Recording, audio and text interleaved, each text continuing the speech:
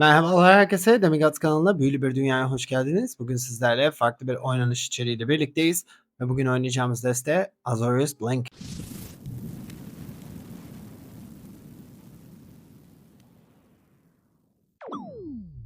Evet, bugün oynayacağımız deste yeni gelen setin mekaniklerinden biri olan Warp mekaniği üzerine kurulu. Bildiğiniz gibi Warp mekaniği aslında kartı ucuz yöntemle oyuna almanız anlamına geliyor. Bunu yaptıktan sonra kartın üzerinde yazan yaratığın oyuna girmesinden kaynaklanan etkileri kullanabiliyorsunuz. Ancak kart oyunda sadece sizin turunun sonuna kadar duruyor. Oyundan ihraç edilme zonuna gidiyor. Daha sonra bu kartı tam maliyetini ödeyerek tekrar oynayabiliyorsunuz. Ancak elimizde bu durumu bizim lehimize döndürebilecek bazı kartlar mevcut. Bunlardan bir tanesi Splash Portal. Burada gördüğünüz gibi tek mavi mana karşılığında yaratığımızı oyundan ihraç edip geri döndürebiliyoruz. Bu durumda eğer Warp olarak koyduğumuz bir yaratık varsa ve bu kartı kullanırsak o zaman bizim turun sonuna gelmeden kart tekrar savaş alanına giriyor ve bu sefer kalıcı olarak orada kalabiliyor. Yani Quantum Riddler yaratığını 5 mana yerine değil 3 mana karşılığında oyun alanına alabiliyoruz. Bu özelliği gerçekleştirebileceğimiz bir diğer kart ise Parting Gust. Bu da 2 mana karşılığında aşağı yukarı aynı şey yapıyor. Ama Parting Gust'ın bir özelliği, biz bunu rakibin yaratığı için de kullanabiliyoruz. Splash Portal'da sadece kendi yaratığımız için kullanabiliyorduk. Bu işlemi gerçekleştirebilecek son kartımız ise Twinning Twins. Burada da gördüğünüz gibi 2 mana karşılığında Swift Spiral özelliğini kullanarak yine kendi yaratığımızı veya rakibin yaratığını oyundan kısa bir süre ihraç edip geri döndürebiliyoruz ve bu durumda Quantum Riddler ve Starfield Shepherd gibi kartları Warp olarak oynadıktan sonra kalıcı olarak savaş alanında bırakabiliyoruz. Ama bu kartların özelliğiyle aslında bunların ETB dediğimiz, yani kartın oyuna girdiği andaki etkilerini 2 kere kullanma şansına sahip olabiliyoruz. Riddler oyuna girer girmez bizim kart çekmemizi sağlıyor. Shepherd ise bizim bir Plains arazisi bulmamıza neden oluyor ve bu yaratıklar 2 kere oyuna girdiğinde Shepherd bize 2 Plains kazandıracak. Riddler'a da 2 tane kart çekmemize vesile olacak. Bir diğer yeni kartımız Pinnacle Star Cage. Pinnacle Star Cage bildiğiniz gibi Temporary Lockdown'u rotasyona kurban verdik. Onun yerine gelen kart oldu. Burada da gördüğünüz gibi 2 mana altındaki tüm artefakt ve yaratıklar Star Cage'in altına hapsedilebiliyor. Bu da özellikle pool yaratık yaratan Simulacrum desteleri için bizim ihtiyacımız olacak kartlardan bir tanesi. Bu şekilde 3 tane yeni kartımızı biraz mid-range vari destede oynamayı deneyeceğiz. Bakalım ne kadar başarılı olacağız. Hep birlikte görelim. Evet, biz başlıyoruz. Elimizde Splash Portal, Stock Up, Charming Prince. Fena bir el değil. Başlangıç eli için. Devam edelim. Encourage diyelim. Ve bekleyelim.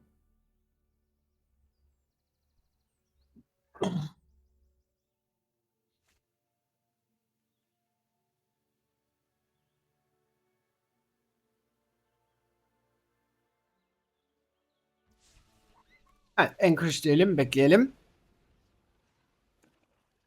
Siyah deste Duress. Discover. Peki. Bu turda sanıyorum Normalize'ı kullanacağız. Gas gazları da Max Speed'i arttırabilir. Dark Confident. Hayır, istemiyoruz. Sanıyorum Normalize diyelim. Kart çekmesine izin vermeyelim rakibimizin. 2 hasar alalım. Olsun. Evet. Plains diyeceğiz. Stock Up diyeceğiz ve devam edeceğiz. Bakalım istediğimiz kartları bulabilir miyiz? Riddler'ı bulduk. Parting Gust zaten elimizde var. Splash Portal da var elimizde. Verge diyelim. Mavi renge ihtiyacımız oluyor zira. Bu şekilde kalsın. Bu tur sanıyorum Riddler ve Prince yapsak daha mantıklı bile olabilir. Saboteur geldi. Peki. Ground çok istediğim bir kart değil. Bunun yerine Riddler diyelim. Warp diyoruz. 2 mana karşılığında Riddler'ı koyuyoruz. Kart çekiyoruz. Authority of Council geldi. Fena bir kart değil ama onun yerine Charming Prince'i koyacağız. Charming Prince Riddler'ı tekrar geri getirecek. Riddler geldikten sonra da bir kart daha çekmiş olacağız. Böylece elimizde oynayabileceğimiz bir sürü arazimiz de mevcut oldu. Parting Gust yapabiliriz. Bunun ward'u discard, yani elimizdeki bir kartı göndermek üzerine. Açıkçası elimizde bir sürü arazi var. Dolayısıyla bir tanesini gönderebiliriz. Sadece 2 manası var. Riddler, Shoot the Sheriff. Peki. Burada pek bir şey yapamıyoruz maalesef.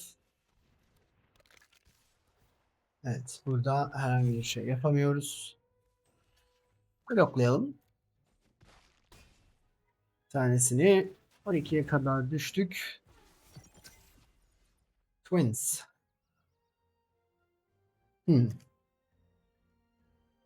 Önce bir savaşa gidelim. Bir 3 hasar verelim. Burada Charming bize hayat da kazandırabilecek kartlardan bir tanesi. Öyle bir şey de yapabiliriz. Veya peki şöyle yapalım. 3 tane mavimiz var ne de olsa. Splash diyelim. Charming Prince geri gelsin. Charming Prince'le biz Scry 2 yapalım. Riddler geliyormuş. Tamam, sana ihtiyacım yok. Diğeri de Twins olarak koyalım. Bu şekilde en azından bloklayabilecek de 2 tane yaratığımız olsun. Çünkü Saboteur bildiğiniz gibi Menace olduğu için 2 tane şeye ihtiyacımız var. Peki. Yani güzel. Böyle devam edecek galiba. Rakibimiz sürekli bizi öldürerek devam edecek galiba. Peki. 8'e kadar düştük bu arada. Vigilance olduğu için gidelim. Atak yapalım. Evet. Burada Riddler'ı 4 mana karşılığında oynayacağız. Bir de Authority of Council oynayacağız. Dolayısıyla Campground'ı koyabiliriz. Campground da aslında tap olarak oyuna girmiyor. Çünkü 13'ten aşağıda bir yaşam toplamımız mevcut. Dolayısıyla çok da bir şey fark etmiyor. Riddler diyelim. Kart çekelim. Bir tane daha Authority. Peki. Olsun. Authority diyelim. Bir de Parting Gust diyelim o zaman. Parting Gust'la da Riddler'ı geri getirelim. Bir kart daha çekelim.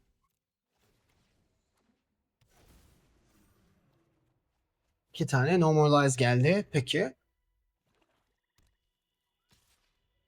Evet. Minor diyelim. Hata çok algılayamadım. Ha, peki. Mantıklı. Peki. Yapacak bir şey yok. Bir arazi bekleyeceğiz. Bekleyeceğiz. Gideceğiz. Atak yapacağız. Zira bu zaten Vigilance özelliğine sahip olduğu için çok önemli değil. Burada Anchorage var. Elimde Anchorage olduğu için kill'i bloklayabilirim. Bunu eğer şey yapmadıysa, görmediyse yapacak bir şeyim yok. Anchorage'ı kaybetmiş olacağız ama olsun. Bakalım hangisini öldürmeyi planlayacak. Peki. Sephiroth. Ee, Normalize. İstemiyoruz. Herhangi bir yaratık.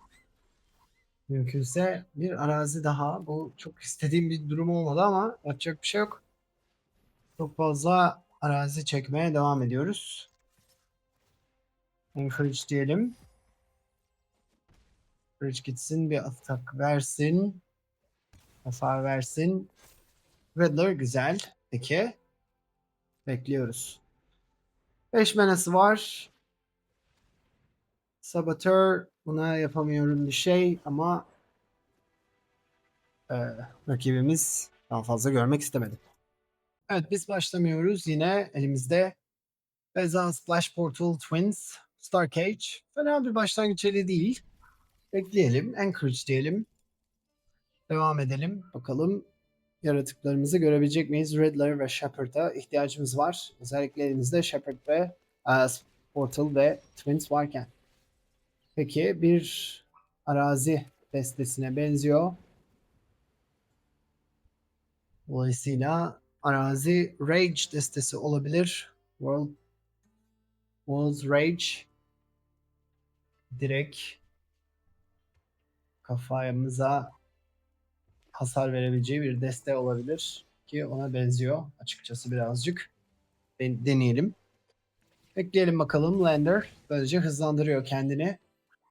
Üçüncü menayı da koymuş olacak. Sammy's Curiosity. Bakalım elinde ne var derken bir şey yokmuş. Bekliyoruz biz de. Biz de bekleyeceğiz. Çok bir şey yapamıyoruz zaten şu an itibariyle. Peki.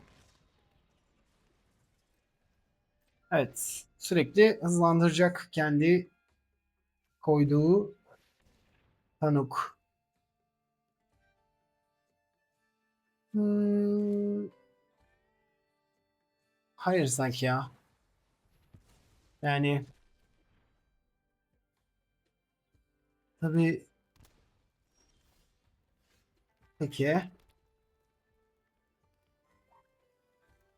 Beza demeyeceğim. Sanki onun yerine Twins diyeceğim bakalım. Twins diyelim. Twins oyuna girsin. En azından Ward 1'i var. Ve 4'e 4 bir yaratık. Beza'yı şu an için kullanmak pek mantıklı gelmedi. Zira hayatta kazanamayacağız. Parasol. Peki. Beklemediğim bir kart seçimi burada. Parting Gust. Buradan Get Lost diyebiliriz. Carnosaur'dan kurtulalım. Twins'le atak yapalım. Normalize açık kalsın. Eğer öldürmeye çalışırsa da Parting Gust'ı kullanırız. Bakalım belki yine bir Carnosaur veya daha büyük bir Tanuk. Bu kalacak artık. Yapacak bir şey yok. Specialist.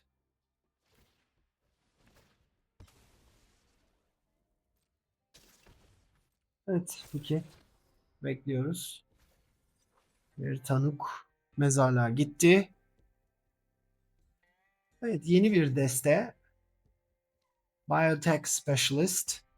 Artifactlerden feda ettiğinizde karşı tarafa da 2 tane hasar vermiş oluyorsunuz. Bu şekilde çalışıyor. Yine burada Lander'da bir artifact. Dolayısıyla o şekilde kazanmaya çalışacaktır. Şimdi Reza'yı koymak daha mantıklı olur. Bizler içinde 13'e kadar düştük. Reza bize 4 hayat kazandıracaktır. Doğru, 12'ye kadar düştük. Bir de kart çekiyor. Bu Tanuk da gerçekten güçlü bir yaratıkmış. Peki. Gidelim önce bir atak yapalım bakalım. Riddler'a güvenmek istiyorum. Riddler'ı koyalım bir öncelikle. Riddler diyelim. Bir arazi çekersek sevinirim. Hayır. O zaman bir portal diyelim. Riddler'ı bir geri gönderelim. Bakalım. Riddler gelsin. Arazi. Hayır. Peki. Yapacak bir şey yok. En azından biraz kendimizi koruyabilecek kadar kar, e, yaratığımız var. Ama 4'te kaldık bu sefer de. Lander. Onu koyacak. Oradan 2 hasar. Bir de Tanuk'tan bir hasar. 3 hasar. Bir de arazi koyduğu için Tanuk'tan hasar. Peki. Bakalım. En azından Shepard'la arazi alacağımızdan eminiz. Burada elinde öldürme büyüsü olarak ne var onu merak ediyorum. Ya da var mı? Bolt. Peki. Bolt'la onu öldürdü. Curiosity. Peki.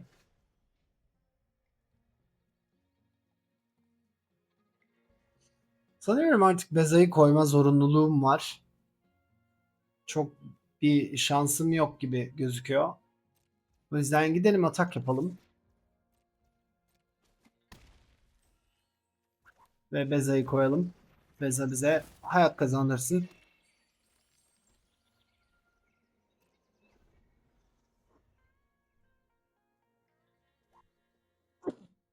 Bu arada Parting Gust hala bizim için bir opsiyon. Gerekirse Beza'yı peki bekliyoruz. Bir kere daha yapacak. Bolt. Evet, Beza'yı kurtaralım, Beza'yı biz mümkünse. Bir tane daha mı var? Peki. Bir yaratığı öldürmek için 3 kart kullanmış oldu. Dolayısıyla bu durumdan çok üzülemeyeceğim ama tabii bir hasar daha, 4 hasar daha, 5'e kadar düştük şu an itibariyle. Stock up diyelim bakalım. Splash Portal lazım. Hmm.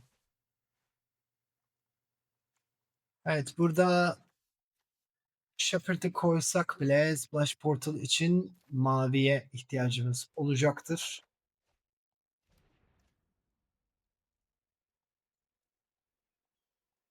Peki, bu turda çok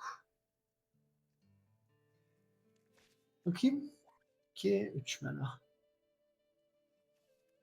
Aslında seni alabiliriz. Öyle yapmak daha mantıklı mı acaba ya? Yok ya. Sanki değil. Sanki biz Shepherd diyelim. Shepherd bize bir arazi versin. Ve ondan sonra Portal diyelim. Shepherd'ı geri getirelim. Bu turda biz atak yapmayalım. Bu turda atak yapmayalım ama bir sonraki turda Anchorage'la birlikte atak yapabiliriz. Evet, bu tur bekleyelim. Zira saçma sapan bir şey çekerse o zaman öldürme şansı var diyecektim.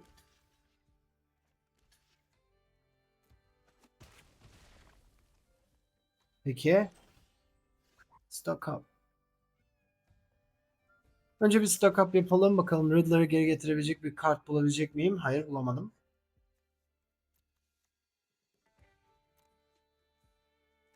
Peki. Bir stock up daha yapsak.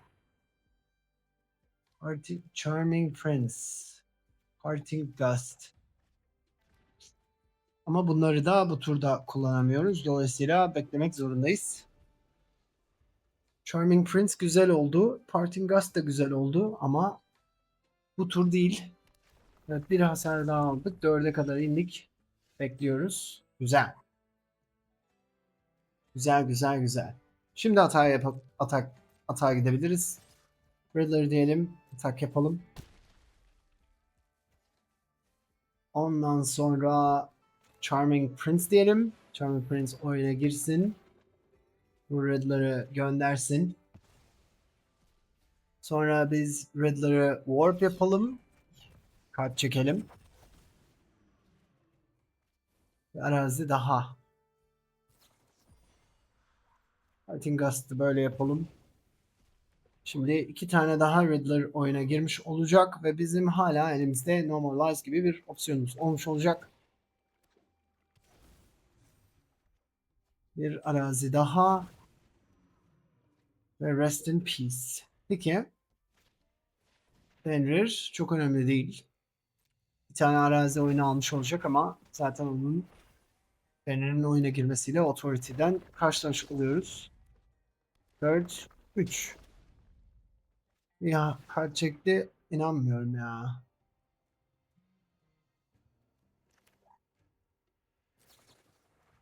Ama ya.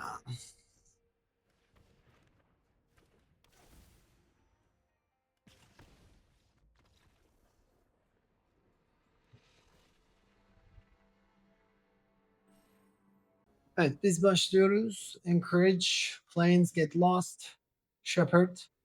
Fena değil. Shepherd'ı oyuna koyabilmek için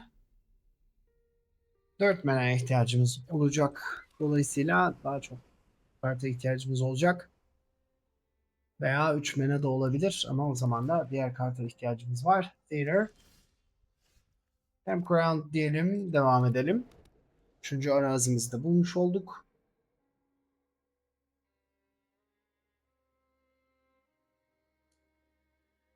Evet, bekliyoruz rakibimizi. Rakdos. Rakdos değilmiş. Peki. Ama bir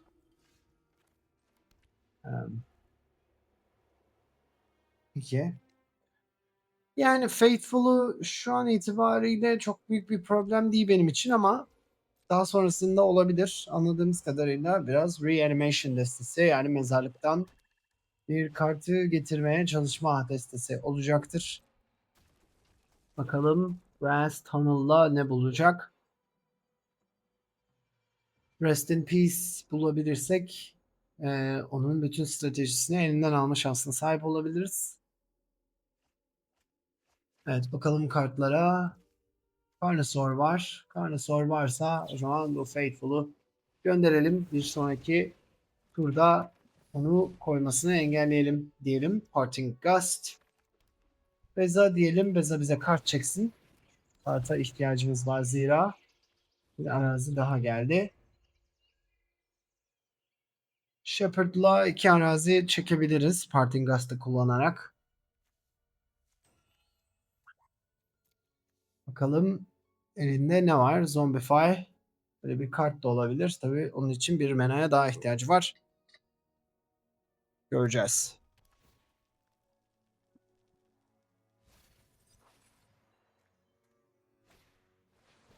Fear of missing out. Evet, elindeki bir kartı gönderecek. Bir kart çekecek. Fear of missing out. Bir de map token kullanıyor. Onunla da arazi buldu. Peki. Authority aslında bizim işimize yarayacak bir kart. Bence Authority kalsın burada. Beza ile atak yapalım.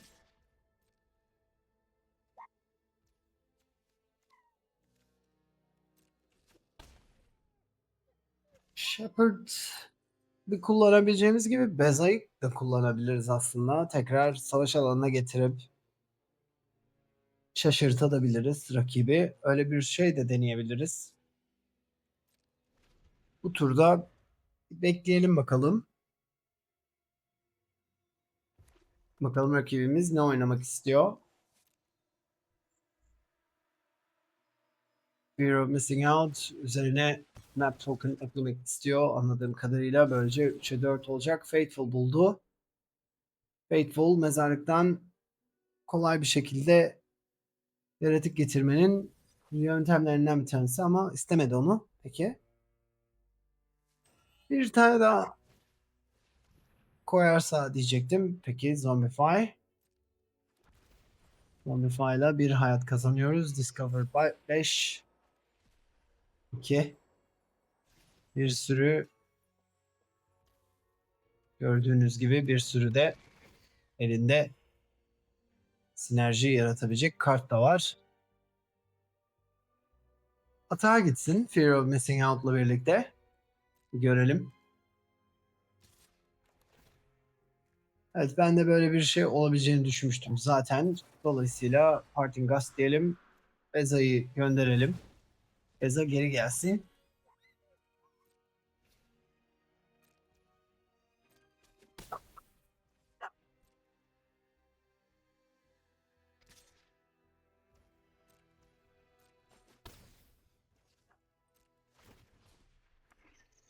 Beza geri gelsin. Bize 2 pool yaratık yaratsın. Aynı zamanda 5'e 6 olarak geri gelsin. Star Cage aslında bu 2 Fear of Missing Out'u da elinden alacaktır. Dolayısıyla işimize yarayabilir. Stock up diyelim. Riddle gelsin. Twins gelsin. Burada arazi oynadık diye hatırlıyorum. Yanlış hatırlamıyorsam.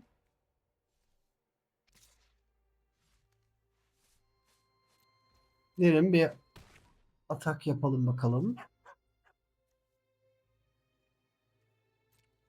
Ekleyelim. Dediğim gibi hala Star Cage tarafından kazanma şansına sahibim. Ace. Galta var burada. Üçüncü Fear of Missing Out'u da buldu. O da başarılı bir hamle.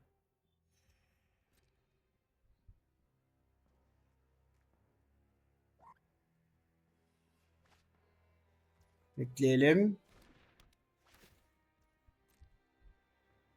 Evet, bir sürü de kart çekmesine izin verdik aslında.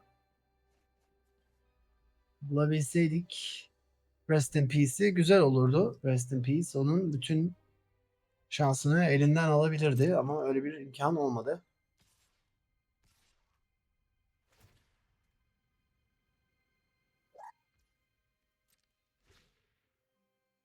Evet, 14, 17 oluyor bu şekilde.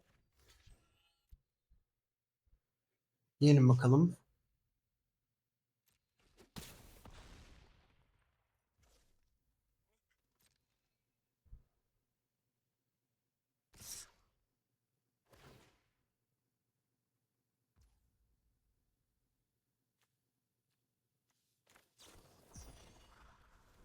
Evet, seni bir gönderelim.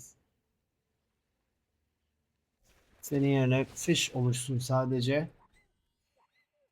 Ondan sonra seni de mümkünse fish'le kontrol edelim. Oluyor ise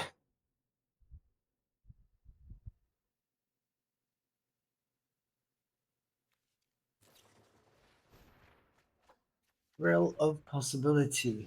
Seni de bloklayalım. Zaten Star Cage'i koyduktan sonra herhangi bir şekilde hiçbir şey kalmayacaktır. O yüzden Beza ile gidelim. Atak yapalım bakalım. Beza ile atak yaptık. 6'ya kadar düşürdük. Seni kullanalım.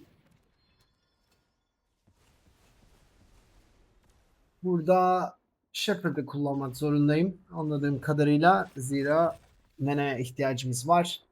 Önce mana bulmamız gerekiyor. Mana'yı bulalım. Ee, ondan sonra da Parting Gust. Parting Gust diyelim. Parting Gust diyelim. Tamam. Parting Gust diyelim. Seni de gönderelim. Tekrar gel. Ben de 4'e 3 olarak ve bir arazi daha alalım. Bir sonraki turda Anchorage'ı da aktive edebilme şansına sahibiz. Dolayısıyla sadece havadan 6 hasar verme şansına sahibiz. Bakalım ama elinde ne var? Authority'nin olması bizim için tabii bir avantaj. Çünkü haste olan yaratıkları kullansalar bile tap olarak oyuna giriyorlar ve bize hayat kazandırması gerekiyor. Carnosaur 2. Yine işte burada gördüğünüz gibi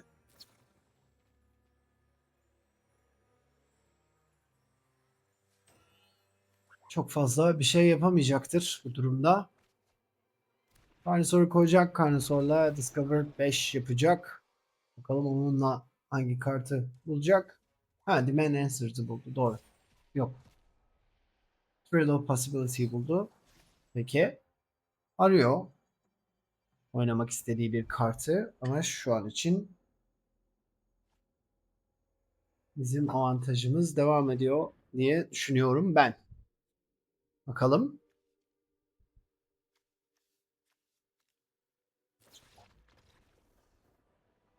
Evet. Ben de öyle tahmin etmiştim. Drews bir sonraki rakibimiz ve biz başlıyoruz ve elimizde Riddler var. Güzel. Plains diyelim, Authority'yi koyalım ve maça başlayalım. Tabii Parting Gust'ı kullanmamız için 4 mana ihtiyacımız var. Dolayısıyla peki ama sanıyorum onun için bir tur daha beklememiz gerekecek.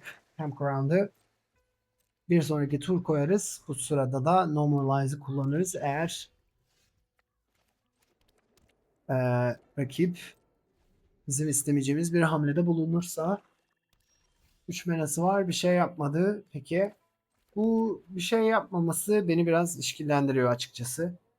Dolayısıyla bu turda stock up yapalım sadece.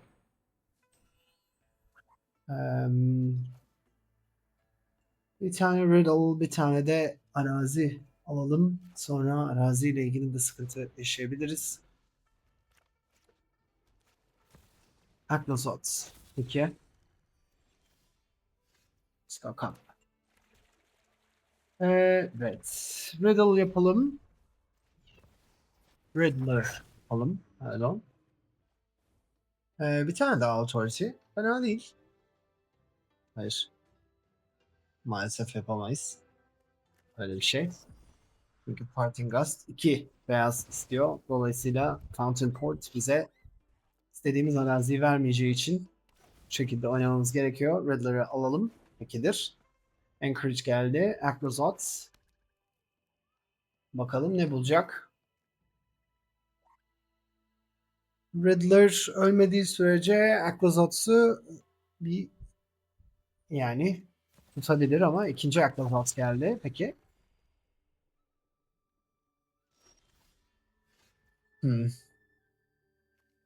Stock up diyelim. Bakalım. Stock up. Get lost güzel. Ondan sonra parting gust fena değil. Burada biraz problem açıkçası bunların ikisinin atak yaptığı zaman olacak. Belki de bu parting gust'ı bu Eknazots'u öldürmek için kullanmamız gerekebilir. Zira şu an ne koyduğu da çok önemli ama muhtemelen Doomsday Excruciator. Hayır. Böyle bir şeye ihtiyacımız yok. Maalesef. Bakalım ne yapmak istiyor. Hiçbir şey yapmak istemiyor. Peki. O zaman biz bir atak yapalım bakalım. Nasıl karşılanacak bu atağımız?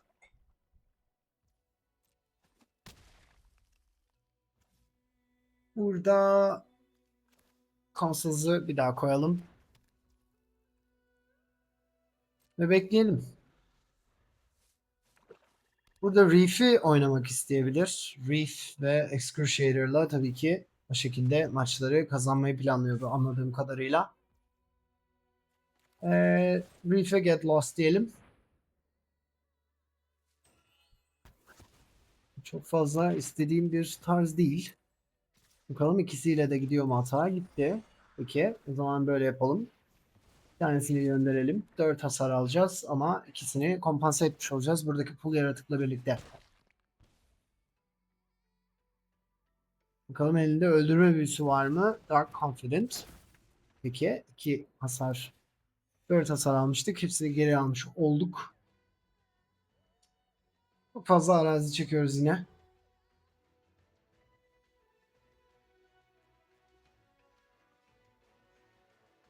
Peki. Bu durumda yapabilecek bir şeyimiz yok. Riddler'la gideceğiz. Atak yapacağız. Ve diğer Riddler'ı koyacağız. Bir kart çekmeyi deneyeceğiz. Yine arazi çektik. Dark Confident'la ona 6 hasar vermiş oldu. Çok güzel oldu bu. Açıkçası. Sevdim bu durumu. Dark Confident bu sefer bizim yanımızda. Doomsday Excruciator. Peki. Neyse ki Reef'i yok şu an itibariyle. Bizde de 6 kart kaldı. Kalan kartlarda bir tane daha Riddle'ımız var. Ama 2 tane atak yapacak yaratığımız vardı. Dolayısıyla kazandık. Evet biz başlamıyoruz ama elimizde Authority var, Beza var, Stock Up var. Fena değil. İkinci turda herhangi bir şey yapamayacağımız için Plains Authority deyip sonra Campground'ı koyabiliriz diye düşünüyorum. Ve bu durumda zaten öyle yapalım. Zira oynadığımız deste kırmızı bir deste. Dolayısıyla bir sürü yaratık olacaktır olayın içerisinde. Pyromancer 2 bize 2 hasar verecek. Bir hasarı geri almış olacağız. Tabi High Claw da bize 2 hasar verecek. Evet biz başlamadığımız zaman zor bu destelere karşı mücadele etmesi. Beza'yı beklemek zorundayız. Beza gelene kadar hayatta kalıp kalamayacağımıza bağlı biraz da şu an itibariyle durum. Evet. Bakalım bir yaratık daha koyacak mı? Koymadı. İlginç. Burada yapacak bir şey yok. Stack up diyeceğiz. Muhtemelen Lightning Strike gibi bir kartı vardır elinde diye düşünüyorum. Bu da korkunç bir seçim. Elimde zaten 2 tane daha arazi var. Dolayısıyla bu turda arazi almamızı gerektirecek bir durum yok. Bence. Ee, Stock up diyelim. Rest in Peace'e de ihtiyacımız var. Bu matchup Rest in Peace için çok da kullanışlı bir matchup değil. Burada Beza'ya ihtiyacımız var. Bir an evvel Lightning Strike. Evet, beklediğimiz gibi. Beza'yı Gust yapıp Bu şekilde hayat kazanmayı deneyebiliriz. Başka aklıma gelen bir şey yok. Tersa. Evet. 4 hasar daha alıyoruz. 7'ye kadar düşüyoruz. Charming Prince. Güzel. Reza diyelim. Reza bizi bir 11'e kadar çıkartsın. En azından bloklayabilecek yaratıklarımız olsun. Charming Prince oyuna girip Veza'yı geri gönderebilir. Pyromancer. Tamam. 2 hasar alacağız. Bir tanesini kompanse edeceğiz. Evet. Daha çok Authority of Council'a ihtiyacımız var. Bakalım atak yapacak mı? Yapıyor. Güzel.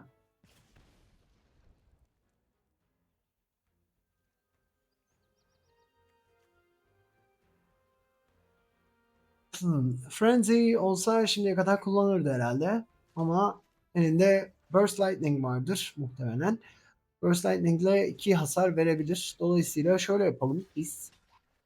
Böyle yapalım. Bakalım elinde kullanmak istediği hangi kart var? Hangisini tutmak istiyor? Ama hem Partingaz hem Charming Prince ile birlikte, gerçi bunlar hep end step'ler değil mi? Peki. Burst Lightning. Peki. Pinnacle. Pinnacle'a şu an ihtiyacım yok. Beza ile atak yapalım. Beza atak yapsın. Charming Prince diyelim. Seninle hayat kazanalım. Ondan sonra bir de Parting Gust diyelim. Parting Gust'la da hayat kazanalım. Aslında tam tersini yapmak gerekiyordu. Böylece pool da yaratabilirdik. Bu bir yanlış olarak kalsın. Önce Beza'yı gönderip sonra Charming Prince'i koyabilirdik. Böylece 2 tane de pool yaratmış olurduk. Dolayısıyla bizim daha çok işimize gelirdi. Yapacak bir şey yok. Pyromancer diyelim. Ekleyelim bakalım. Lightning Strike 2. Başka ne var elinde? Hiçbir şey yok mu? Evet. Stock up diyelim. Bir bakalım ne bulabileceğiz. Biraz istediğimiz yaratıkları bulsak iyi olur. Evet. Riddle bunlardan bir tanesi. Aslında Beza bunlardan bir tanesi. Ama sanki Splash Portal'ı oynamak istiyorum. Zaten biz bu amaçla oynuyoruz bu oyunu. Dolayısıyla yeni kartları görelim. Amacımız Beza'yı oynamak olmasın. Riddler'ı oynamak olsun. Riddler diyelim. Bir kart çekelim. Flash Portal. Peki. Güzel. Bir kart daha çekelim. Flash Portal'la birlikte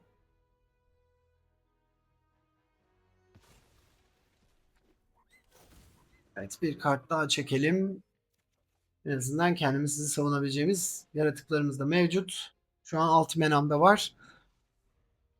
Bu da demek oluyor ki Riddler'la atar gider. Sonra Twins'i kullanırız. Sonra Riddler'ı geri getirip Twins'in bu sefer normal yaratık olan versiyonunu oynarız. Bunların hepsini yapma şansına sahibiz. Evet. Riddler'la atak yapalım bakalım. Atak yapalım. 12'ye düşürelim. Twins diyelim. Riddler'ı geri getirelim. End step'te.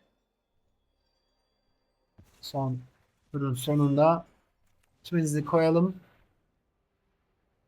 Riddler da geri gelsin. Böylece 2 tane yaratığımız, 2 tane uçan yaratığımız savaş alanında bulunmuş olsun. Biz de kart çekmeye de devam edelim bu sırada. Bir tane daha Riddler geldi. Güzel. Peki var mıdır bunlara karşı oynayabileceğim bir durum var mıdır?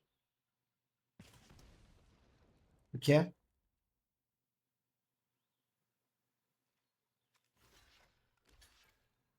Bir Lightning Strike daha bekliyoruz rakibimizden. Peki. Çok güzel oyun oynadı. Hala insanlar ısrarla Riddler diyelim, bir kart çekelim bakalım. Bir Fountain Port geldi. Peki Riddler diyelim tekrardan. Bir kart daha çekelim. Bir de Parting Gust diyelim. Parting Gust'la da Riddler'ı geri getirelim. Ondan sonra rakibimize de GG diyelim. Hala Mono Red oynadığı için kendisine başarılar dileyelim. Ve bu maçı da böylece tamamlayalım.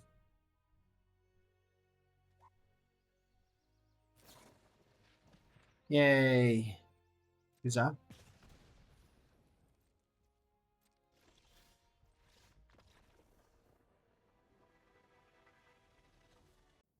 Evet, biz başlamıyoruz. Elimizde Charming Prince ve Stuck Up var. Sonra Beza var. Fena değil aslında. Biraz yavaş olmasına rağmen. Bir de biz başlamadığımız için ekstradan yavaş. Ama yapacak bir şey yok. Ee, Star Cage diyebiliriz. Bir mana daha fazla veririz kendisine. Yapacak bir şey yok. Şu an itibariyle Anchorage diyelim. Biraz yavaş başladık. Inquisitor da bizi biraz daha yavaşlattı bu durumda. 2-1 olabiliriz. Biraz hasar çok sorun değil. Normalize. Bunu da beklememiz gerekiyor ama bir araziye daha ihtiyacımız var. Mutlaka. Ki stack up yapalım. En kötü Charming Prince yapıp Scry 2 yapacağız. Böylece emin olacağız ne olduğunu elimizde. Authority of Council. Peki. Şimdi Inquisitor geri gelecek. Twins'i gönderelim. Bizim de authority'miz var artık ama Charming Prince demek zorundayız çünkü arazi bulamadık bir türlü.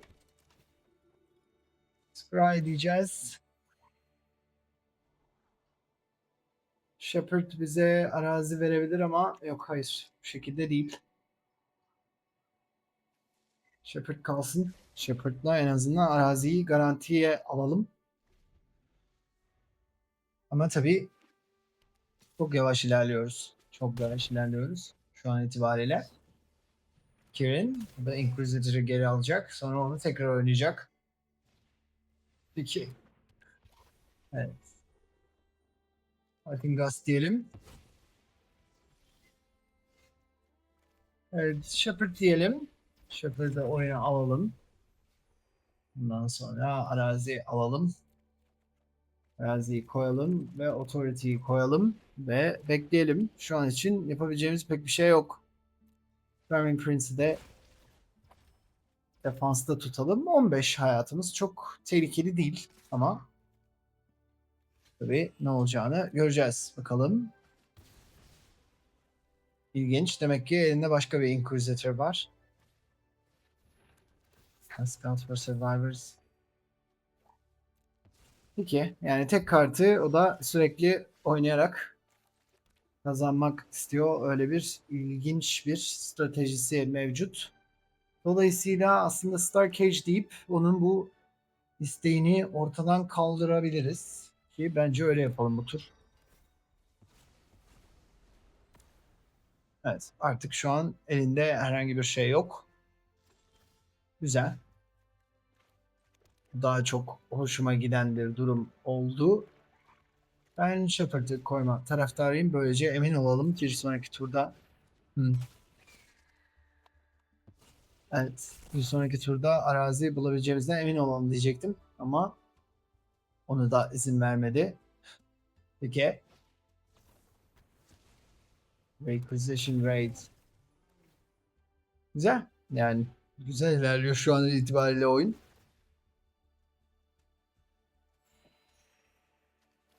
Sakat diyeceğiz. Evet. Peki. En azından hayat kazanıyoruz. Sıkıntı değil. Arazi bulduk. Pekidir. Bu durumda Shepherd diyebiliriz. Shepherd'ı koyup bir kart çekebiliriz. Çok mantıklı aslında oynadığı yöntem. Böylece her şeyi otomatikman vergilendirmiş oluyor. Dolayısıyla hepsi daha önceden exiled oldukları için, oyundan ihraç edildikleri için artı 2 eklenmiş oluyor üstlerine. Dolayısıyla mantıklı bir çerçevede bir oyun planı. Get Lost 2'dir. Elinde bir tane daha Interrupter varsa ama açıkçası çok moral bozacak bu. Zira bu turda Beza'yı oynayacağız. Beza biraz bize hayat kazandırsın istiyoruz. 26 onun da şu anki hali. Evet, 8'e kadar düştük. Rest in peace. Rest in peace bizim istediğimiz çok fazla bir şeyi yapmayacaktır. Dolayısıyla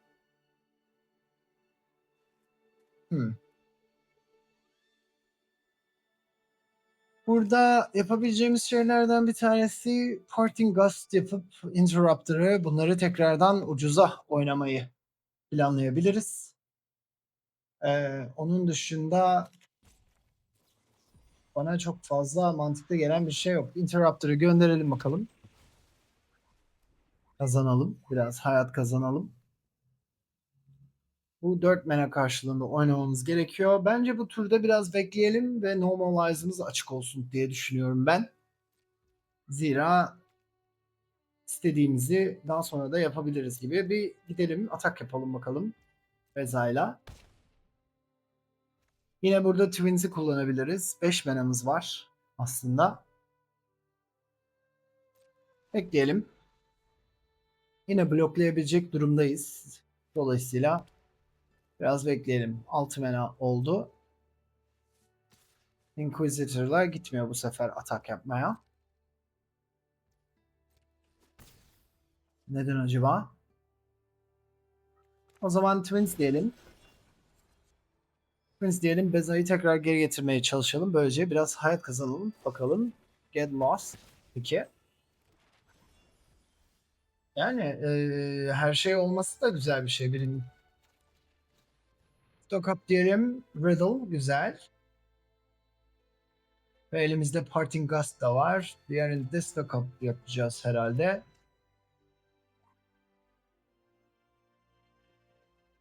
Bu durumda çok fazla bir şey yapamıyoruz. Bir tanesini kullanalım. Bakalım arazi var mı başta?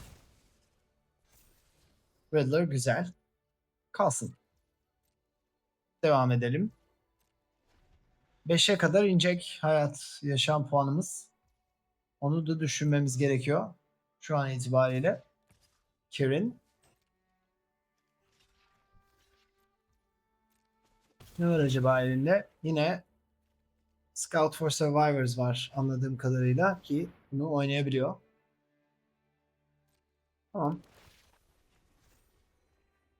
Bizim Rest in Peace'i de bir ara koymamız gerektiği anlamına çıkar buradan. Zira sürekli istediğini yapıyor oluyor. Kirin'i göndersek mi? Yok ya, gerek yok. Acele etmeye gerek yok. Riddler diyelim. Koyalım bakalım. Bir hayat kazansın kendisi. Normalize güzel. Parting Gust diyelim. Parting Gust'la seni bir gönderelim. Bekleyeceğiz bu turda. Rest in Peace'i şu an koymanın pek bir anlamı yok zira. Bekleyelim. Riddler gelsin geri 5'e 7 olarak. Biz kart çekelim. Splash Portal geldi. Peki. Splash Portal'la Riddler'ı tekrar oynama şansına sahip oluruz. O yüzden güzel. Acquisition. Yine mi ya? Yine mi buldun Scout for Survivors'ı? İlginç. 4'e kadar düştük bu arada. Buna pek bir şey yapamıyoruz. Flash Portal diyeceğiz. Bekleyeceğiz. Başka bir şey buldu mu? Rakibimiz de bizim oynadığımız desteği oynuyor diyecektim ki vazgeçti. Evet, biz başlıyoruz. Elimizde Splash Portal, Twins, Parting Gust var ama istediğimiz yaratıklar yok. Bakalım bulabilecek miyiz? Campground diyelim. Devam edelim. Ve ikinci turda da Rest in Peace diyebiliriz. Zira biraz arazi efektif olmakta yarar var derken bir kırmızı desteğe karşıyız. O yüzden elimizde Beza'nın olması çok güzel oldu. Böylece yaşam kazanma şansına sahip olabiliriz. Ama tabii bir araziye daha ihtiyacımız var şu an itibariyle. Gitu. Çok bildiğim bir yaratık değil bu. Ee, Foundations'daymış. Peki. Channeler geldi. Channeler benim istediğim bir yaratık değil sanki ya. Dolayısıyla şöyle yapalım. Channeler'la çünkü sen bir sürü kart da çekebilirsin. Onu istemiyorum. Dolayısıyla böyle yapalım. Beza diyelim. Beza bize hem kart versin hem pul yaratık versin. Authority güzel. Bu rakip için çok faydalı Authority. Screaming Nemesis. Evet. Burada yapacak başka bir şeyimiz yok maalesef. Riddler. Güzel. Güzel, güzel, güzel. Önce Beza'yla bir atak yapalım. Beza bir atak yapsın. Sonra Authority'yi kullanalım. Riddler diyelim. Riddler bize bir kart çeksin. Parting Gust. Bir de Splash Portal diyelim. Riddler geri gelsin. Bir kart daha çeksin bize. Tap bir arazi gelmediği için herhangi birini koyabiliriz. Bekleyelim bakalım. Evet, Nemesis'ten maalesef e, iki tane Lightning Strike. Bunlar bizim yüzümüzde de patlayabilirdi. O yüzden çok önemli değil. Böyle devam edelim. Authority bir tane daha. Bu da güzel. Bununla şöyle bir şey yapma şansına sahibiz. Beza ile gidelim. 12 oldu. Hmm. Tamam, bekleyelim. Bekleyelim. Çok önemli değil. Authority'den de ayak kazanmaya devam edeceğiz. Burada Beza'yı gönderip onun turunun sonunda Beza'yı geri getirip sonra tekrardan bazı kart çekemeyeceğiz belki ama olsun. Nemesis 4 hasar alıyoruz. Bu arada Nemesis'i öldürmeye çalışabilir kendi kendine. Onu da düşünmek gerekiyor. Beza diyelim. Beza'yı gönderelim. Geri gelsin. 4 hayat daha kazanmış olalım. Bu şekilde Partingast hala açık. Authority de güzel. 3 tane authority'mizin olması bence gayet başarılı. Bence Partingast'ın açık olması gerekiyor yalnız. Nemesis'i öldürmeye çalışırsa onun yerine kullanabilmemiz için. Dolayısıyla Twins'i oynamadım çünkü o zaman manamız kalmayacaktı. 15 olduk zaten tekrardan. Bir tane daha Nemesis. Nemesis bize 3 hayat kazandıracak şimdi.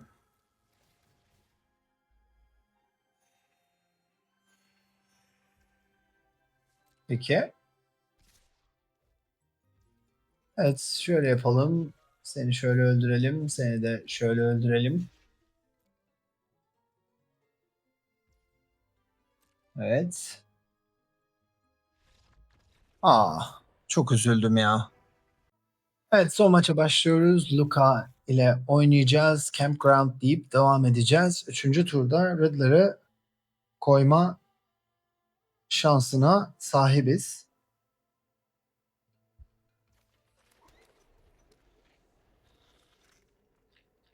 Luka ile Authority de güzel. Authority bizim işimize yarayacaktır. Authority diyelim. Zira bir yaratık destesine benziyor. Orzhov Aristokrat destesi olabilir. Orzhov Sacrifice olabilir. Get Lost peki. Evet, sevmediğine göre öyle bir desteğe benziyor. O zaman biz Island diyeceğiz. Riddler diyeceğiz. Riddler ile kart çekeceğiz. Bundan sonra da Splash Portal deyip bir kere daha aynı süreci tekrarlayacağız. Bakalım. En azından kart avantajını ele geçirmiş olalım. Evet, elimizde bir sürü arazi var. Riddler da var. Get Lost'ların bir tanesini kullandı. Muhtemelen 4 tane vardır elinde de.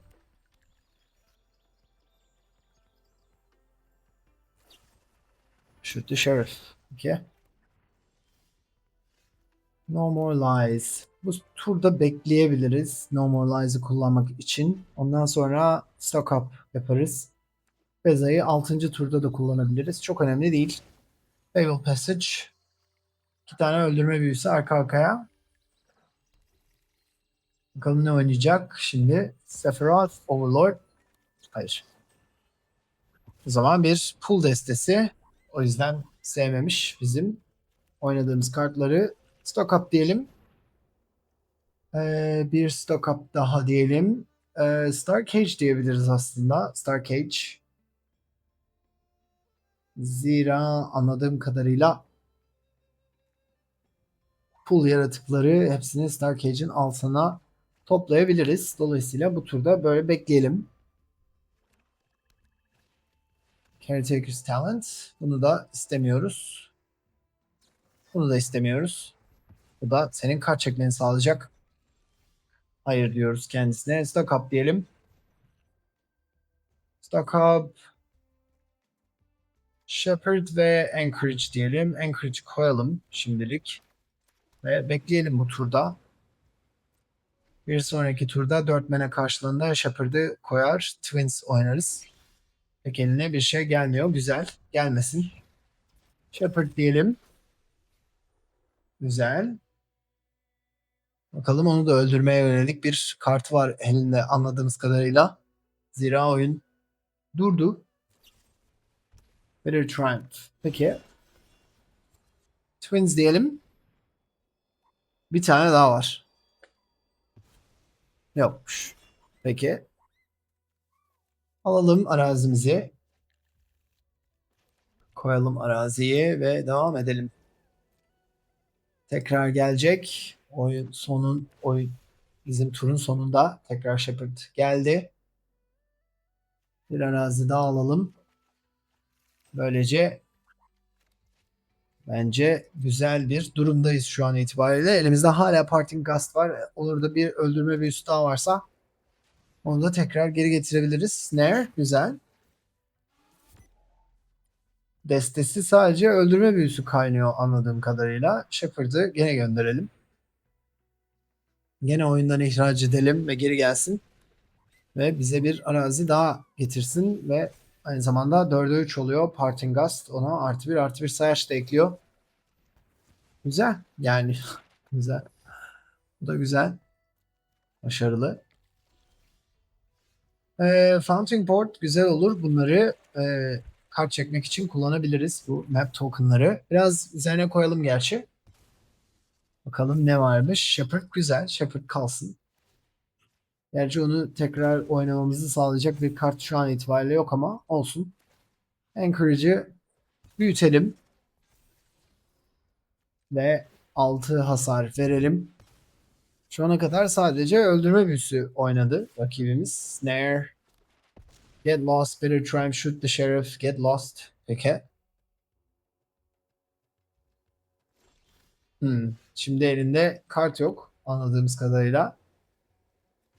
Üzülemeyeceğim. Anchorage diyeceğiz. Biz de Anchorage'la bu maçı bitirmeyi deneyeceğiz. Bakalım başarılı olabilecek miyiz? Normalize güzel. Kalsın. Gidelim bakalım. 7 hasar. Başka bir şey oynamamıza gerek yok. Fountain Port'la Map Token'ı kullanarak bir kart çekeriz. Derken gerek kalmadı.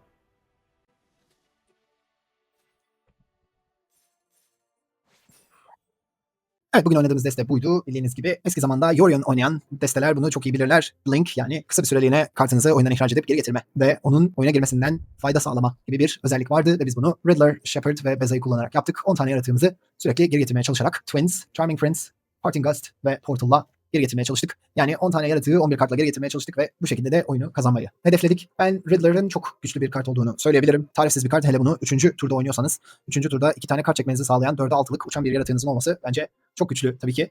Bu Warp özelliğini kullanmak. Shepherd her ne kadar o kadar güçlü olmasa da yine sizin arazi sorununuzu çözmenizde size yardımcı oluyor. O yüzden bunun sayısı 2 yalnızca. Çünkü oyunu tek başına kazanabilecek bir kart değil. Ama eski kartlarımızın da bize verdiği destekle maçları kazanabildik. Tier 3'ten Tier 1 seviyesine bu desteyle çıktık. Bundan sonra da başka bir desteyle de Platinum seviyesine çıkacağız. Her ne kadar çok yarışmacı bir deste olduğunu düşünmesem de oynamaktan keyif alınan bir deste olduğunu düşünüyorum. Biraz pahalı olabilir çünkü Sphinx Mythic Rare bir kart. Ama onun dışındakiler belki zaten koleksiyonunuzda olan kartlardır diye düşünüyorum. Umarım videoyu beğenmişsinizdir. Beğendiyseniz beğeni butonuna basmayı, Magic sever arkadaşlarınızla paylaşmayı ve kanalıma abone olmayı unutmayın. Bir sonraki içerikte yine pazartesi görüşmek üzere. Hoşçakalın.